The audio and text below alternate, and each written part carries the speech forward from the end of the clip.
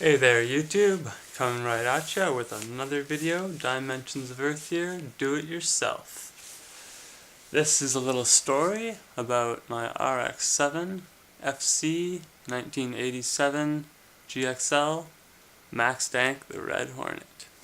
So I've been planning on for probably, well I've had the thing for over a year, but I've been planning on since I got my RX7 upgrading the bushings to a polyurethane bushing kit. I got the energy suspension bushings.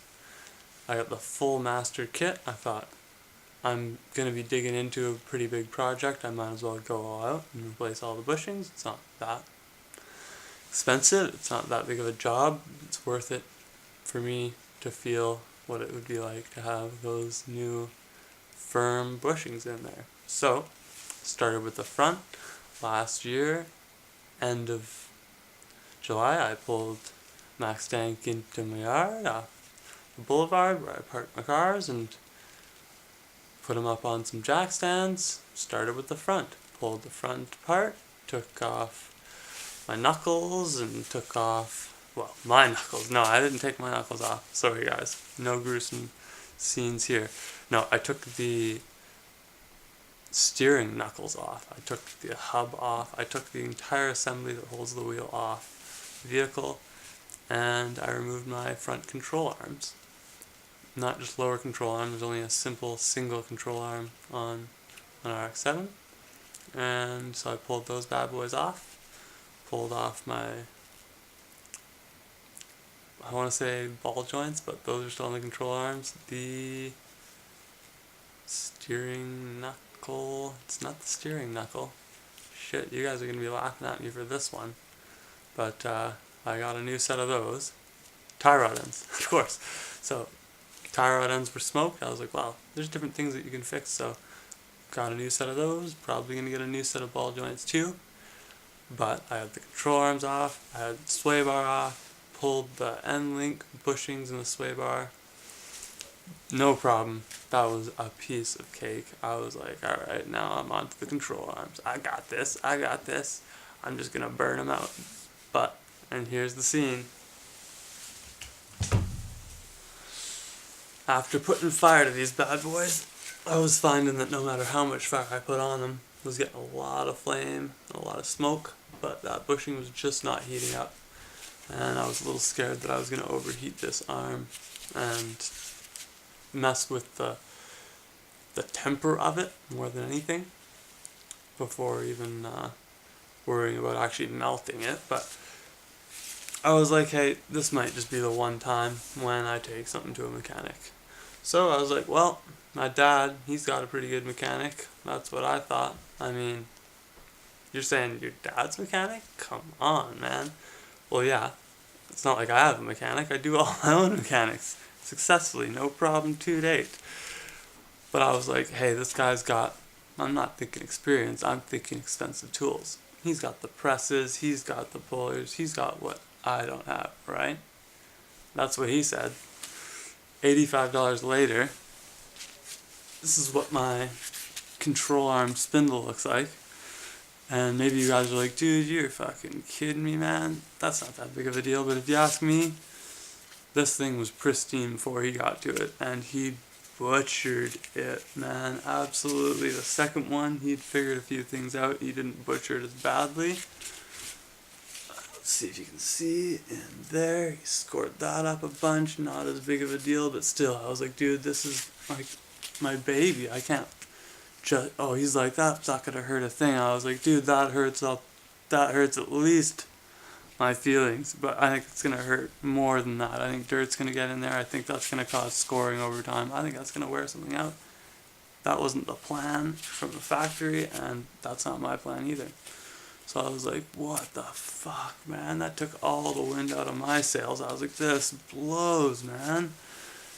I was like, oh, what do I do, man? So the car's been sitting there for close to half a year.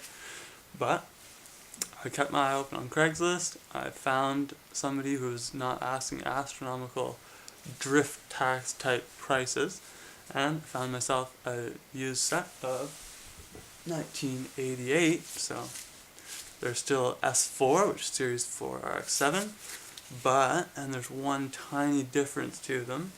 Now, when I got this, it looked a lot more like this, minus, the bushings being removed.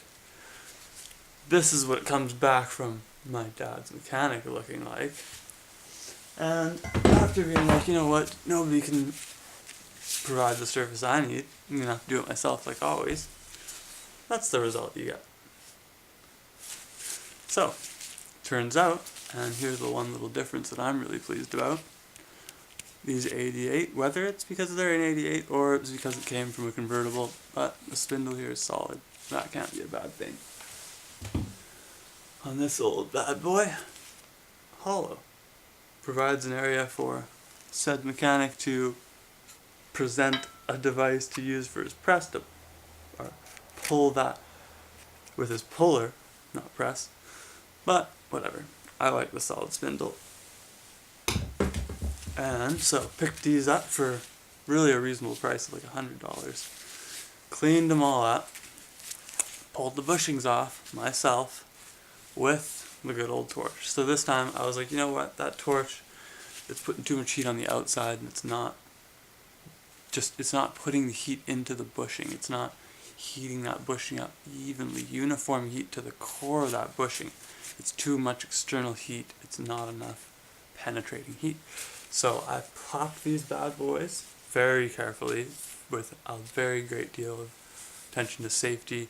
I had fire extinguishers. I was monitoring it totally minute for minute, but I put these babies on my barbecue. Not like I'm going to be using that for any cooking anytime soon, but never have used it for cooking anyways. Got it free at the side of the road. It was like, yeah, you always get a free barbecue. You never know when you'll use it. So I put those on, heated it up on low, because people do actually melt aluminum to retrieve it for scrap on barbecues. So watch that if you're going to do it yourself. But put it on there, warmed it up till it was nice and warm, and then I put the torch onto the bushing and that just lit it on fire. It was like 10 seconds, took it off and just let that bushing flare up. I had tons of respirator equipment, I had gloves, like heavy duty leather gloves, and the tool I found best suited was actually a butter knife. I have a butter knife that's like a shop dedicated butter knife, and I just grabbed that butter knife when this was just starting to swell up and little almost like there was like a structure of air pockets in the bushing itself started expanding and little air pockets were popping and sizzling, and this whole thing just kind of swole right up, and I just peeled her off there one layer at a time. There's a metal sleeve inside there. At a certain point I grabbed that with channel locks and popped that sleeve off, let it burn some more. I just had to let it burn for like hours. It felt like, I think it was actually a couple hours total. But there they are. And next video I'll be coming at you with a little bit of a description and some hopefully good footage of me actually attempting to personally install said polyurethane energy suspension bushing kit on RX7 FC 1987 GXL. Thanks for watching, guys, and don't forget to comment down below, like this video if you liked it, and consider subscribing. Don't forget, check out my channel too. Until next time, enjoy.